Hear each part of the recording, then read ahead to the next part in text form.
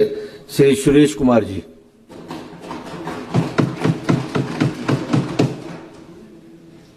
अध्यक्ष महोदय, नियम 67 के अंतर्गत चर्चा में भाग लेने के लिए मैं खड़ा हूं।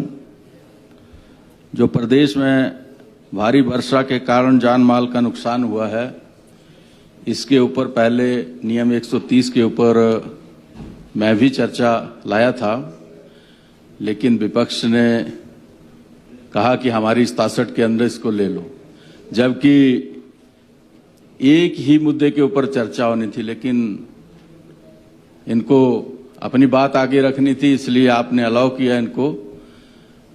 मेन जो मुद्दा है वो चर्चा का है, चाहे नियम 67 में हो चाहे नियम 130 में हो। और इस बात का से स्पष्ट है कि हमारी सरकार इस चर्चा को लाने के लिए बड़ी गंभीर है और 15 दिन पहले हमने इसका नोटिस दिया था, जबकि विपक्ष की तरफ से अभी 3 घंटे 4 घंटे पहले ही आया था।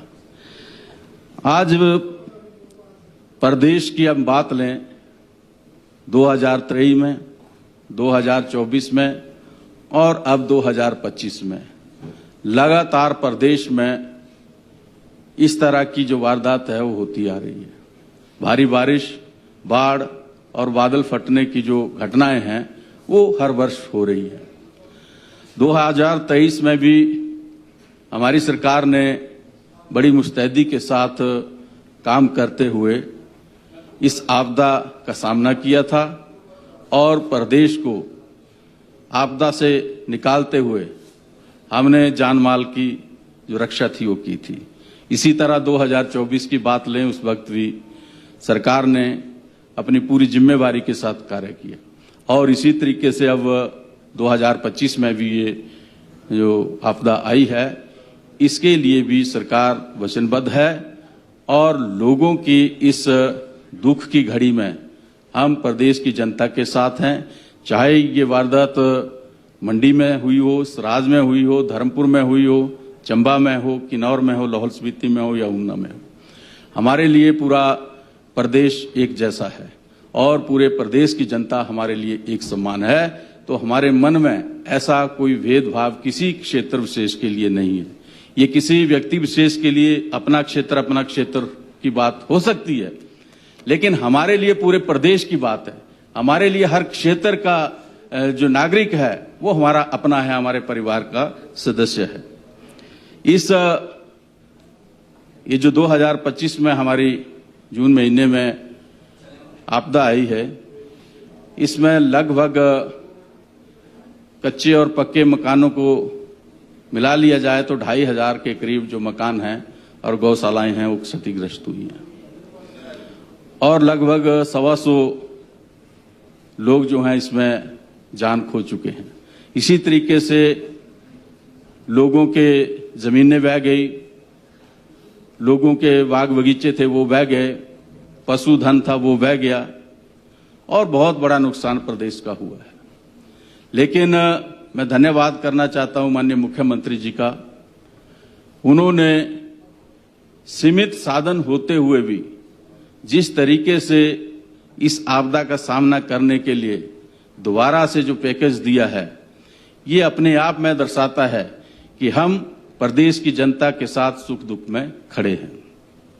आज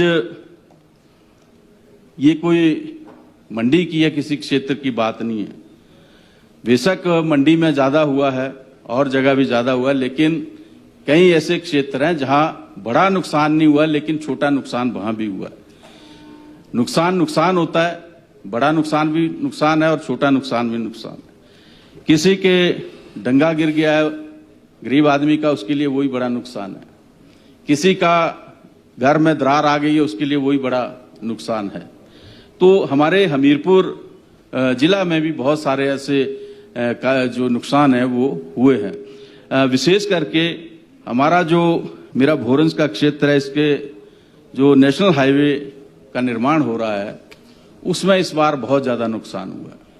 ये धर्मपुर की बात चंद्रशेखर जी कर रहे थे, ये उसी नेशनल हाईवे की बात है। धर्मपुर में कुछ ज्यादा हुआ, लेकिन हमारे जो समीरपुर का एरिया था, अवा देवी का एरिया था, या कोट कलंजड़ी और हमीरपुर तक का एरिया था, उसमें भी लोगों के घरों को नुकसान हुआ, क्योंकि ये निर्माण कंपनी कई लंबे अरसे से कार्य कर रही है और कार्य की गुणवत्ता नहीं है।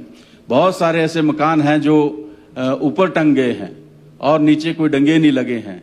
बहुत सारे रास्ते जो हैं वो निर्माण कार्य करते के दौरान जो हैं वो गिर गए हैं और वो दोबारा बनाए नहीं जा रहे हैं। स्कूल के बच्चों को बहुत मुश्किल हो रही है, लोगों को आने जाने की बहुत बड़ी समस्या हो रही है।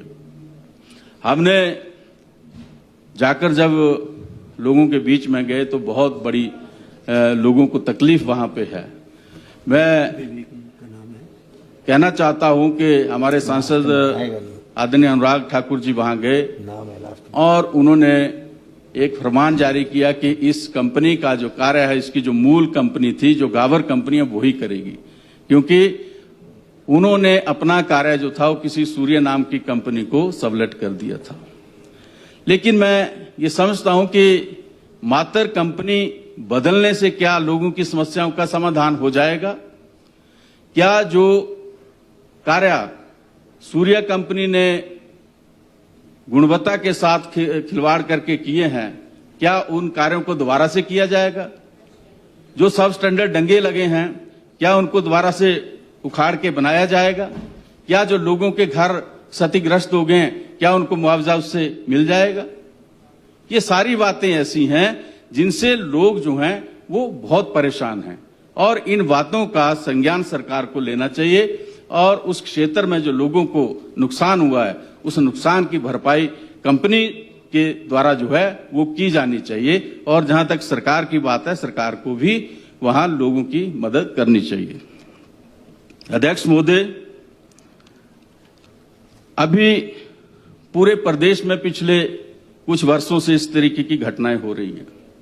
ये बड़ा चिंता का विषय है, ये बहुत गंभीर विषय है। ऐसा नहीं है कि जो इस बार घटना हुई और हम इसके ऊपर चर्चा करें और चर्चा के बाद फिर भूल जाएं।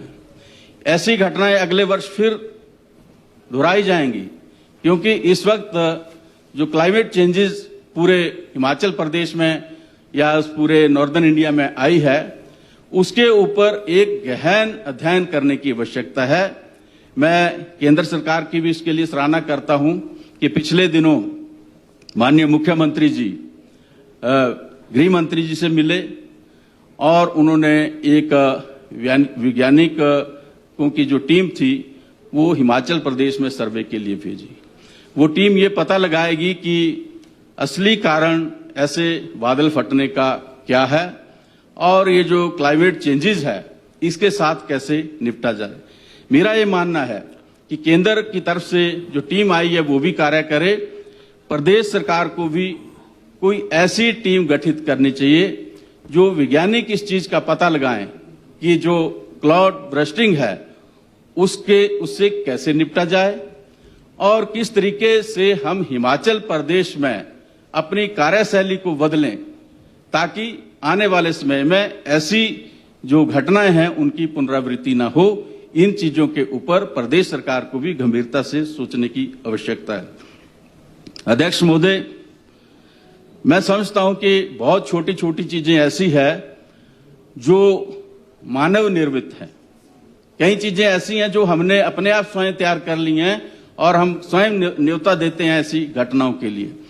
आजकल उदाहरण के तौर पर निर्माण कार्य हो रहे हैं, लेकिन जितना डंपिंग का जो मटेरियल है वो सभी लोग, चाहे विभाग हैं चाहे पीडब्ल्यूडी विभाग है, वो उन चीजों को सारे डंपिंग के वो सारा जो जितना मटेरियल है उसको नदियों में या नालों में फेंक देते हैं और उससे पानी का जो बहाव है वो अवरुद्ध होता है और जब फिर ऐसा पानी एकदम से इकट्ठा आता है तो फिर वो लोगों की जमीनों को और लोगों के घरों को नुकसान करता है। तो हमें ऐसी डंपिंग की कोई ऐसी नीति बनानी चाहिए और सरकार को कड़े नियम बनाने चाहिए और डंपिंग साइट्स जो हैं वो निर्धारित करनी चाहिए ताकि जो वेस्ट मटेरियल है वो ऐसी जगह पे फेंका जाए जिससे कि बरसात के दिनों में फिर पानी अवरुद्ध ना हो, लोगों को नुकसान ना हो। और इसी के साथ दूसरी जो समस्या आजकल बड़ी आ रही है, लोग जो पानी के रास्ते हैं उनको रोक रहे हैं। आज हम देखते हैं कि जो सड़कें हैं, सड़कों की जो नालियां उनको खोदने नहीं देते। किसी के घर के आगे से अगर नाली जा रही है, सड़क सरकारी है, लेकिन विभाग के आदमी अगर उस नाली को खोदने लगे तो फिर वो खोदने नहीं देते हैं। लड़ाई झगड़े तक की नौबत वहां पे आ जाती है। और इसी तरह से हमारे यहाँ पानी की निकासी के जो साधन है वो किए जाएं, जो सड़कों की नालियां उनको ठीक किया जाए और पानी को अवरुद्ध ना किया जाए, ऐसी व्यवस्था सरकार को करने की आवश्यकता है। आज आपदा से जुड़े हुए इन मुद्दों के ऊपर हम चर्चा कर रहे हैं। मैं माननीय मुख्यमंत्री जी का इसलिए भी धन्यवाद करता हूं कि पिछले 2023 और 24 में जब आपदा आई थी, हमने 4,500 करोड़ रुपए का जो पैकेज था वो दिया था। हो सकता है उसमें कुछ त्रुटियां रही हो, जैसा कि सदन के सदस्य कह रहे हैं कि कई लोगों को जो है वो पैसे नहीं मिले हैं, लेकिन उसके कई कारण हो सकते हैं। मेरे अपने विधानसभा क्षेत्र में बहुत सारे ऐसे बेनिफिशियरी हैं जिनको पहली किस्त मिल गई, दूसरी नहीं मिली, लेकिन वो इसलिए नहीं मिली, उसमें कोई ना कोई समस्या है। किसी की जमीन से संबंधित समस्या है, किसी को खर्च नहीं किया पैसा तो अगली किस्त नहीं मिली है। और इस तरीके से सरकार की इस योजना के ऊपर और सरकार के इतने बड़े पैकेज को ही संदेह के घेरे में ले आना, ये अपने आप में एक बहुत गलत बात है। इस तरीके की बात ना विपक्ष की तरफ से होनी चाहिए, ना हमें करनी चाहिए। आज हमारे साथी ने अभी बड़ी अच्छी बात कही और ये कह रहे थे कि जो मकान बनाने के लिए 7 लाख रुपए दे रहे हैं, इस राशि को बढ़ाया जाना चाहिए। ये राशि पहले 1.5 लाख रुपए मिलती थी और 1.5 लाख से हमारी सरकार ने इसको 7 लाख रुपए किया और जो मैनुअल है उसमें चेंज की। और आज माननीय सदस्य कह रहे हैं कि इसको 20 लाख तक कर देना चाहिए। और उसी तरीके से आंशिक रूप से जो मकान गिरे हैं वो 1 लाख रुपए हम देते हैं और ये कह रहे हैं कि इसको 5 लाख रुपए कर देना चाहिए। मैं कहना चाहता हूं कि हम 20 लाख भी दे देंगे, 5 लाख भी दे देंगे, पर आप केंद्र की तरफ से भी तो कुछ बढ़ाइए। ये तो हमने अपने स्टेट मैनुअल में चेंज करके किया, केंद्र से तो 1.5 लाख रुपए ही मिलता है इसमें, तो आप बढ़ाइए, हम 20 लाख रुपए भी दे देंगे। और केवल सिंह पठानिया जी ने एक बात बड़ी अच्छी कही, हमें भी बड़ा अच्छा लगा कि इस बार विपक्ष ने बड़ी अच्छी भूमिका निभाई।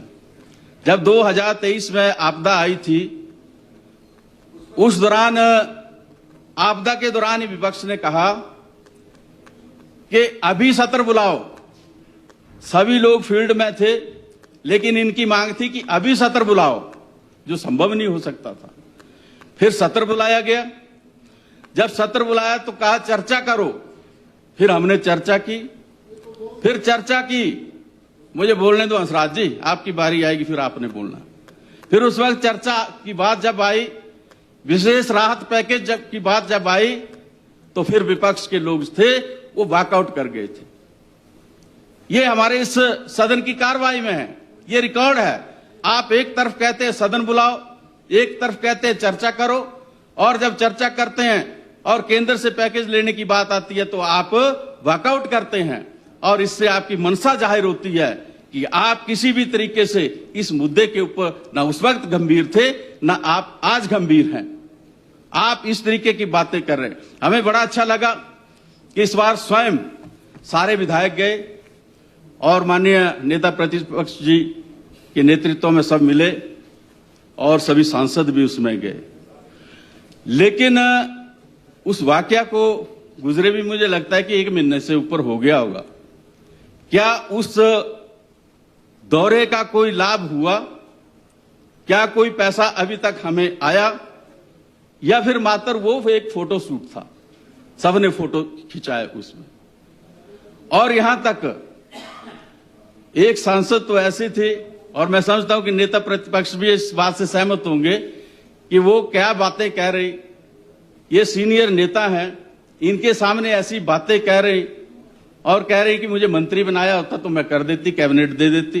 तो ऐसी बातें नहीं करनी चाहिए। बड़े संवैधानिक पदों के ऊपर आप बैठे हैं और उसी लेवल की बात जो है हमारे सांसदों को करनी चाहिए, क्योंकि ये गंभीर मुद्दा है। ये मंडी का मुद्दा नहीं, हमारे पूरे प्रदेश का मुद्दा है और बहुत बड़ा नुकसान प्रदेश के अंदर हुआ और मंडी के अंदर हुआ, सिराज के अंदर हुआ है और सबने उसमें अपना सहयोग दिया है। ये सही है कि जहां प्रदेश के सभी लोगों ने इसमें सहयोग दिया, बाहर से भी लोगों ने जो है वो इस आपदा की घड़ी में मंडी का और सिराज की जो जनता है उनका सहयोग किया। और माननीय नेता प्रतिपक्ष जी ने आह्वान किया कि आप सीधे जो है वो सहायता कर सकते हैं और इस तरीके से सीधे भी बहुत सारे लोगों ने इनकी मदद की, डायरेक्ट मदद भी इनको आई।